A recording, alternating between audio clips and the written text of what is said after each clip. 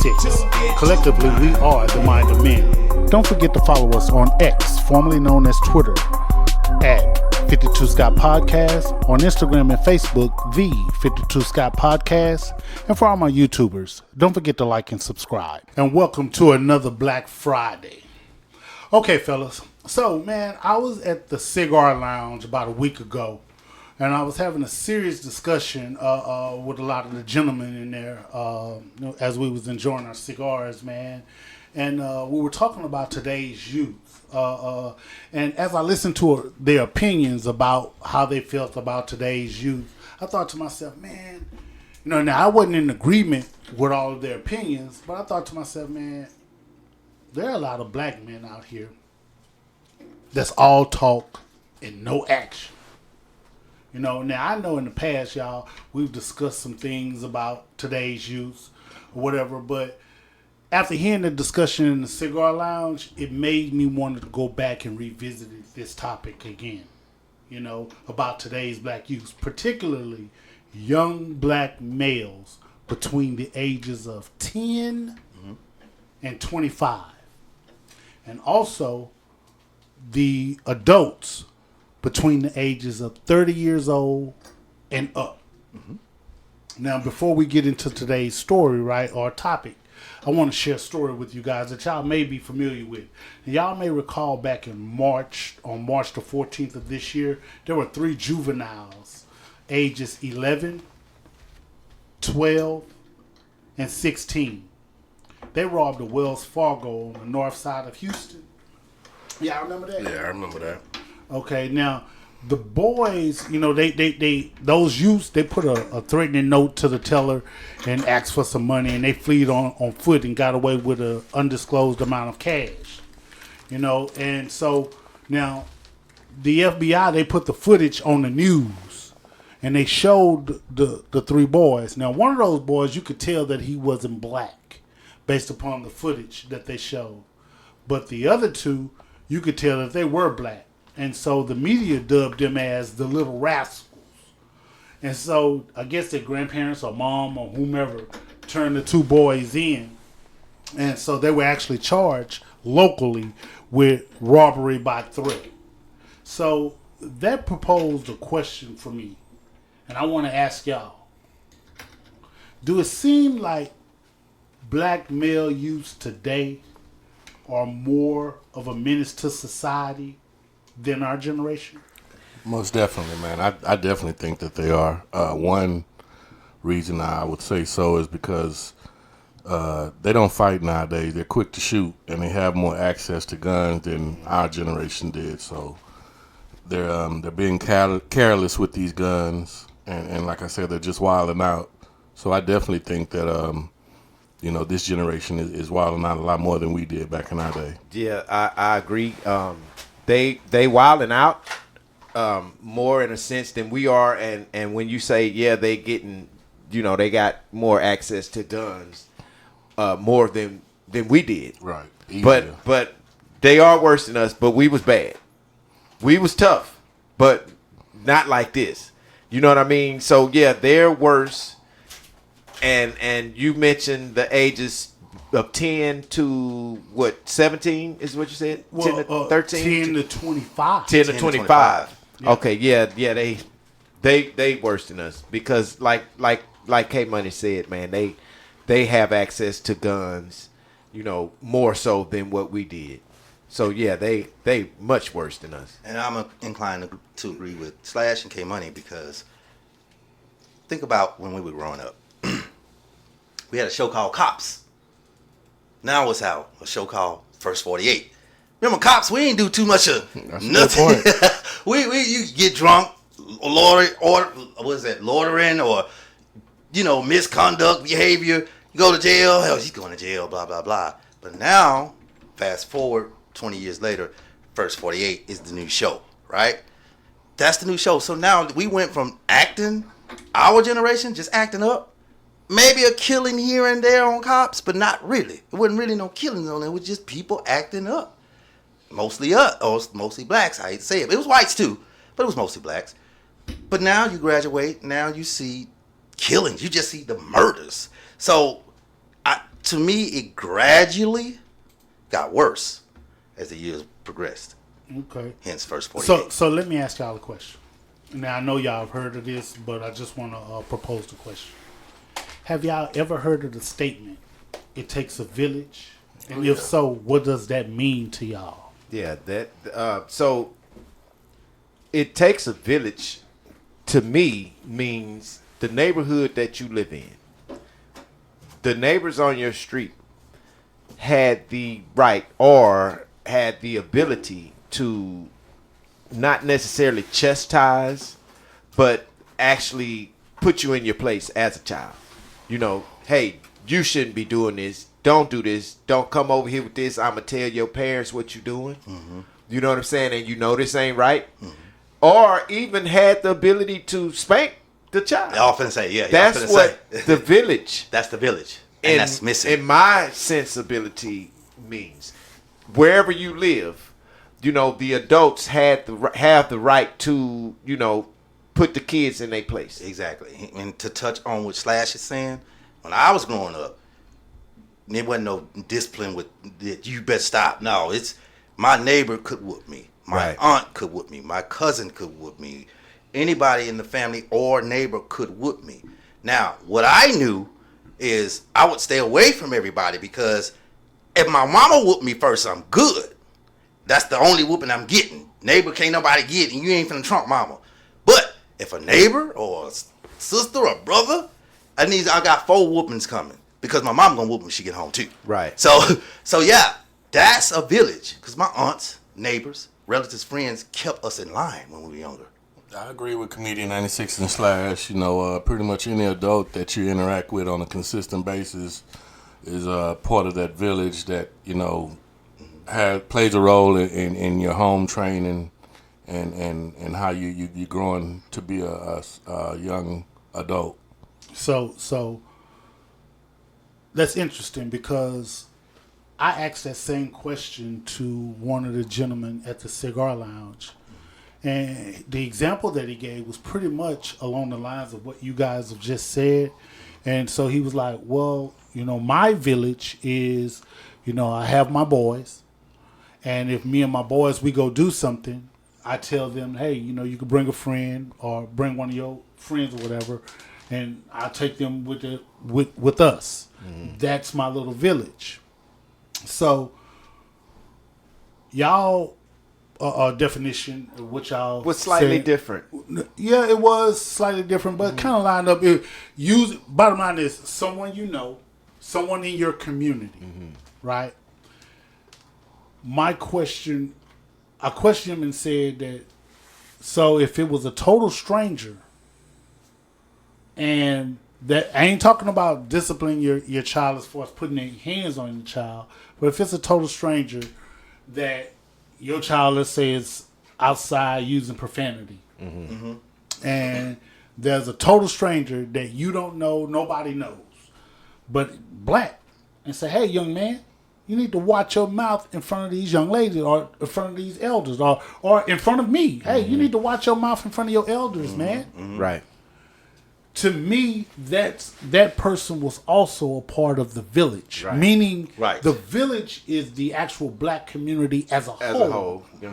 Exactly. So the village could be in California. The village could be in New York. Wherever. Wherever. This, you black, you're a part of the village. Right. So with that being said, I said that to, you know, the gentleman at the lounge. And then I asked a question to them, but I answered it first. And I said, hey, so if there were 2 youngsters outside the cigar lounge right now, and you walked out and they was using profanity, just cursing, and there was some old ladies outside, and these youngsters was like 16, 17 years old, and they just cursing up a storm, and these elderly old ladies were outside. Would you go to those youngsters and tell those youngsters, hey, you need to watch your tone in front of these older ladies? Then before he could answer, I said, I'm going to be honest with you. I wouldn't do it. I wouldn't walk up to those youngsters and say that. I would. And so He was like, "Nah, I won't walk up to him either. I ain't walking up to him either." And when he said that, I say, "You see, we are the problem. Part of the problem. I agree. Part of Yeah. the problem because back in the day, the elders could come and tell us when we wrong and we need to straighten up. Even if it was some strangers, they can come and say, "Hey, you need to watch your tongue, man." And you knew what you was doing wasn't right. Yeah, Yeah, They exactly. can come tell us that. But now we afraid because these youngsters packing pistols and Yeah. doing stuff. But here's the thing: our generation was packing pistols too. Yeah, but the respect level that was given to the adults when we were kids versus the respect that's being given nowadays is totally different. These kids have no respect whatsoever for adults. And I think that's because the village now, it's not like the village. See, the villagers now, when we came from a village, these people were upstanding, law-abiding citizens. The villagers now are not upstanding, law-abiding citizens. They're partying with the. They partying with the young people. They doing drugs with the young people. They smoking weed. And with that's where the respect is being lost. Right. So they allowing the villagers now are the problem.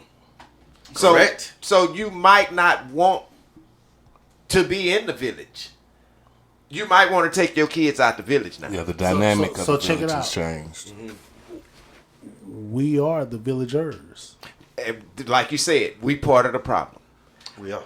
Exactly. You know, and what the guy said when he said my village, I think now we need to transpire from everything over there to my village, because you can't let your child free in the village when you got a village full of pedophiles. Exactly. What do you expect your child to be if the villagers are pedophiles and drug dealers and drug addicts and all of that? You know what I mean? That's a good point. I mean, because these type of people were around when we were little as well. But we And stayed, we knew better. Well, not necessarily in all occasions. I mean, because I know, and I'm sure you guys can relate, as you've gotten older, you've heard about something that may have occurred when you were a child, and it didn't make sense to you when you were a child, but now that you're grown, you can see the picture a lot clearer that, you know, this person was could have been a pedophile, but they were still part of your village. Right. You know, Right. But now, more so nowadays, we can identify these people and weed them out, whereas it wasn't done back in the day, but they weren't that harmful.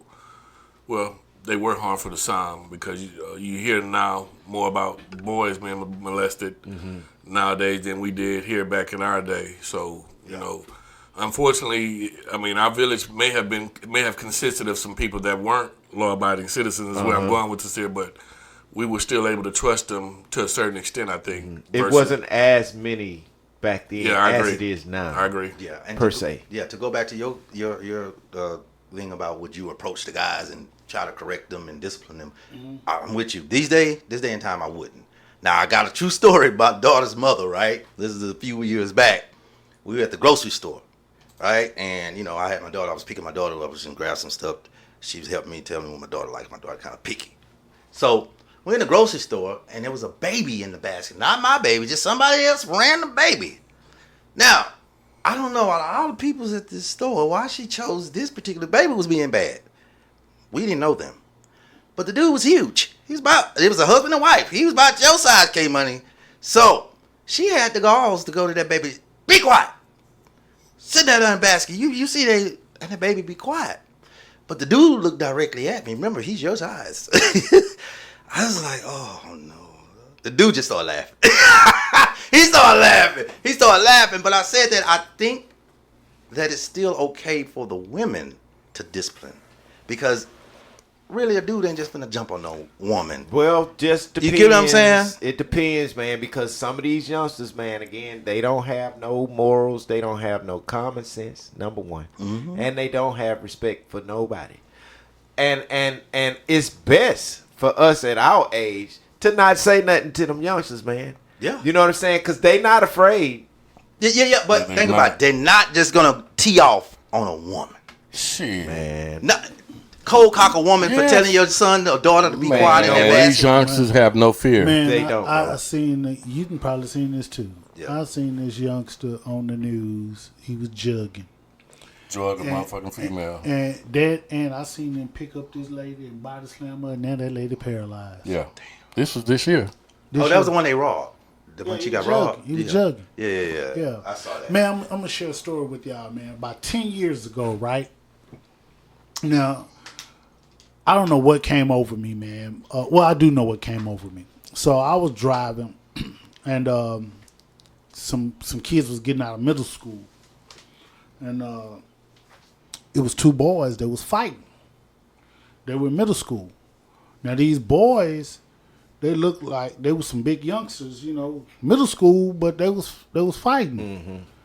So they were they was in the street, and I'm coming down the street slow at school. So I'm watching, I see what's going on, but I can see some adults walking too. But these boys are fighting. And man, sometimes I will say I get sometimes I get sparked, and I got to be careful because sometimes I can't control when I get sparked, and I really can't. When something needs to be, somebody needs to step up and do something. I don't want to say it's a bad habit, but I got a habit of, in some cases, standing up for what's right. All right. And I know that sometimes they can get me in trouble or get people in trouble. Mm-hmm. So I seen these youngsters. It's about 10 years ago. I seen these youngsters fighting. So I opened up my car and was like, "Y'all cut that shit out. Stop all that goddamn fighting." And so I walked over to them, and you go get your butt on, and you get the hell away from me. Stop all that goddamn fighting. Yeah. And they were walking. And one of the other kids in the crowd, he wasn't even fighting. He yelled out some shit. He said, "Get your old ass back in the car." And so it pissed me off. Yeah. But I just yelled out. It caught me off guard, pissed me off. I just yelled out, "I'm going to go tell your goddamn mama." I don't know that boy mama nothing. But you got your ass back in the car. Yeah, I did. Because now... I said, "I'm going to go tell your mama." It's a whole different fight now. But my point, you're right, Slash. Mm-hmm. But my point is saying, man, I got a while. There was a fire that made me... Man, because I watched other adults was just walking by, Not saying nothing. These kids fighting, man. Yeah. Y'all stop this shit. Yeah. I got a question, man. Y'all said earlier how we with us being the villagers now, and we're part of the problem. What's the solution, knowing what we're facing? If we did step up, like you just mentioned, what you did 10 years ago, Freddie G. What's the solution, and how can we step up when we know what the possible repercussions could be in stepping up? I think that, okay, so here's what I believe. I believe that the village is fucked up. Mm-hmm. And I believe that K-Money, if you stood up right now and said, "Hey, man, let's make a pact, and we're going to start stepping up and standing in the gap for these young black men, these young black boys," I feel confident in saying, "You know what? Yeah, let's do that. But here's the thing. It's just 4 of us. Mm-hmm. Can we get 4 more? And can we get 4? And can they get 4 more? And can they get 4 more? Yeah, exactly. And that's what makes it difficult. And so the solution to it, first of all, we can't be scared. Number one. Mm-hmm. We can't be afraid. Mm-hmm. And that's the difference between our generation and the generation that raised us. They wasn't afraid to tell us. No, to check us. And don't get me wrong, I'm not afraid to tell them. I'm afraid what I might have to do because I told them. You know what I mean? And when I say that, it's because if I get out the car like you did and tell this kid, "Hey, man, y'all stop fighting, take that shit home, go home with that shit," and one of them pull a gun, I'm going to have to pull mine. Yeah. Now I'm finna catch a case and I'm afraid of going to jail. Right. Not only you shot a minor. I didn't want to do this, but this is where it went because of their mentality. Mm-hmm. So that's the fear that I have because I'm afraid that I'm going to do something to them that I shouldn't be doing because they're not going to respect us coming at them in no kind of way. So let me ask you this, Slash. And when I ask you this, I want you to think about an individual. I'm not going to say his name, but you and I both know him. and he was known for having one-hitter quitters. And I know what you're talking about. yeah, he was known for having one-hitter quitters Every time. And so he was a menace. Yeah, He was a menace. he was.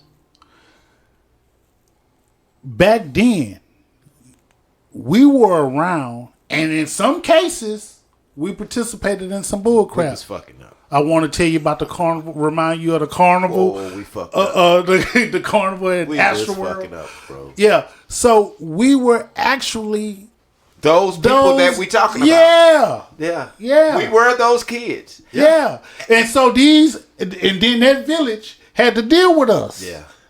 Yeah, So they wasn't scared. But here's a you guys didn't have guns, and even if No, y'all did, we y'all didn't. wouldn't have pointed them. I didn't at have them a gun though. back then. I didn't have a gun back then. But I'm just saying, let's just say somebody you hung with had a gun. Yeah. And somebody that was in the village back in the day, they didn't have that fear of this gun being pulled on them because we didn't do that type of shit. Right. Yeah. Yeah, you know what? If it's the same one-hitter quitter, I'm thinking about this same one-hitter quitter wanted to one-hitter quit me. But then in turn, Yeah, he yeah, saved, yeah, he saved, for real? he Yeah, saved yeah. my life downtown. He Because saved my life. What happened? What did you do I'm finna to tell make you. him do that? Look, I'm finna tell you why. His sister. Yeah, I didn't know. I was in high school. He was dating your sister? I wasn't. We he were was- friends. had a We crush. were dating his friends. sister. He had a No crush. crush. No, On we his were sister? tight. Yeah. Oh, man. We were friends. And see, he wasn't playing that kind of shit. We was Look, yeah. man, I don't mean to change it because we on a serious note. But, man, when you mention I was in high one-hitter school. quitter, do you know what the one-hitter quitter? I've seen the one-hitter quitter knock somebody to the ground and they bounced up. This is how hard the shit was. Then he let me make it. I knew it was coming because he was rocking back and forth. But I kept it a buck with him, and he let me make it. I was little too. I was probably 136 pounds. Yeah, you was smaller than him. Oh yeah, I was going to Because sleep. he was never no little bitty cat. I told him, I said, bro, I am not sleepy. Yeah. So I'm just I said, look, she's my friend. And she truly was my friend, and he stopped rocking. So I knew it wasn't going to come. When he stopped rocking, you good. So So the village, man, like you say, Freddie G, we did stuff, and the village dealt with us, but I think we grew out of it a little sooner because of the village. You know what I'm saying? We grew out. Now, when I say the villagers, because back then in those days, our high school days, our middle school days, there were crack smokers. It was big. It wasn't a small thing. Now, what I learned from was being around and seeing this type of environment. I knew that that's not what I wanted to do, even though that was in our village. You know what I mean? It was a part of our village. Crack was a big thing back then. You know, but you could actually learn something from a crack smoker if you have the right moral and mentality. You learn that this is not the shit I'm going to grow up doing. No villager had to teach me that. I saw the crackheads doing the crackhead shit. yep, and we did more. And I know that's not what I wanted to do. You know, so the village, the villagers, like Freddie G, you said they dealt with us, but then I think we as we got to higher ages, 18, 17, I think the more responsible thing came to us just from being in poverty-stricken areas.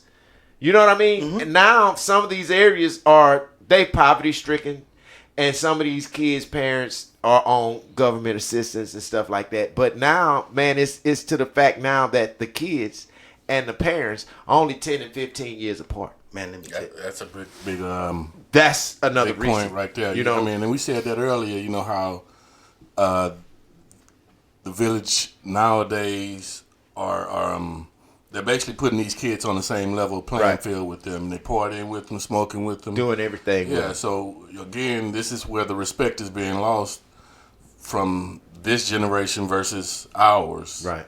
You know. Now, keep in mind, when we're speaking of the youth, we're talking about black males between the age of 10 And 25. and 25.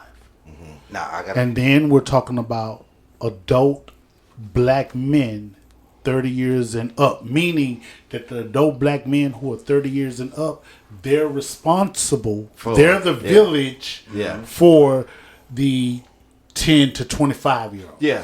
So we're responsible for their actions. We definitely are, because we end up in that age bracket. We're responsible for that. And man, we have really taken a really bad plunge on not teaching these kids the right thing to do. And I don't say, I mean, to each his own. Your own children, you're supposed to be able to know how to deal with that. And if you can't handle that, then they need a different village. Yep.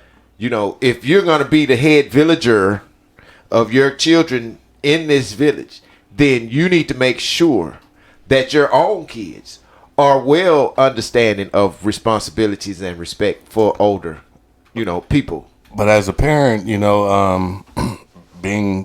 being part of the village nowadays, we have to be acceptable to somebody else reprimanding our child. And you're right. That's another problem. And a lot of people are not. Yeah. Yep. That's another problem. They're not. Because, not to cut you off, 96, but this is I want to say this because there has been stories of children going to school and the teacher saying something to the child that they ain't supposed to do. The damn parent come up there and get on the teacher ass. That's what this makes me. Oh, I hate. No, I'm sorry. I dislike that so much. But the teacher is a part of the village. Schools are part of the village too. That's a big part of the village. They spend more time there than at home. Which is why corporal punishment should be brought back to the schools. Exactly. Okay, so now that y'all brought school into this is good. This is good because now, when I initially was speaking of the village, I was just thinking of the black race. Right. And I expanded it outside of your actual local community, your black community, whether it's 3rd Ward, South Park, North Side, South Side. And I expanded to, is somebody in California part of the village? Somebody in New York is part of the village. But now that you guys brought the school dynamic into it, white teachers, are they a part of the village? Yeah. I think all white teachers, people. Anybody in authority, whether it's a cop, a teacher, any authority, community center, all that is the village. Because those are the ones that's going to keep us in line. So the bottom line is the village doesn't just apply to race. No. Yeah. The village is somebody that's willing to teach your child right from wrong and to help them grow to be a productive citizen in society. That's the village. Any adult that child interacts with on a day-to-day basis. That's the village. Yeah. The village is the people. No homo. Okay. Yeah. It's the people. It's everybody. The people. We the people. Like the Constitution. Yeah. So this is a question I want to ask you, K Money, on a Tuesday show. When you get a time, you had a good show Tuesday, man. I'll shout out to you, K Money. It's already bad. It's jumping bad. Kids are bad, and I'm gonna do both age groups. And this is a question for all y'all. With the way, if just say Trump gets in office, and his new law, you said Medicaid and food stamps and all that's going away, right? 15 to 25. Does it get worse? Oh yeah. Does it get worse? For the children, 15 to 25. That's his age range. Because I'm going to go to 30 and up next. But 15 to 25, what happens? Does it get worse? It gets worse. And I'm going to tell you why it gets worse. Because not only do those governmental supplementary deals go away, but as well as people our age and the people who's supposed to run the village, the health care is gone. So how do we show when we not even able physically fit enough to even ask these kids, what are you doing? And that's the question I was going to say, 30 and up. I think you think we don't have no hands in it now? When it gets worse, we really going to be stepping back. So who going to give them direction? It's going to be screwed up, man. So I mean, K Money's show spoke about the 2025 deal. And The project. Project I don't 2025. think we stayed on that enough. But Right. this same shit we talking about right now. That's what I'm talking about. All that's gonna be affected even more so by that Project 2025. You know what I mean? It's sad, man. The village is gone to shit. That's what I'm saying. Now it's like now the 30 and up can't really say nothing to these 15 and 25 because they on the way to jack. They on the way to get this money for my family. I gotta feed my family. And when you that young, you don't give a damn about nobody's life, but your own and your family. That's gonna be a big problem. Interesting. So that brings me to today's Black Fact.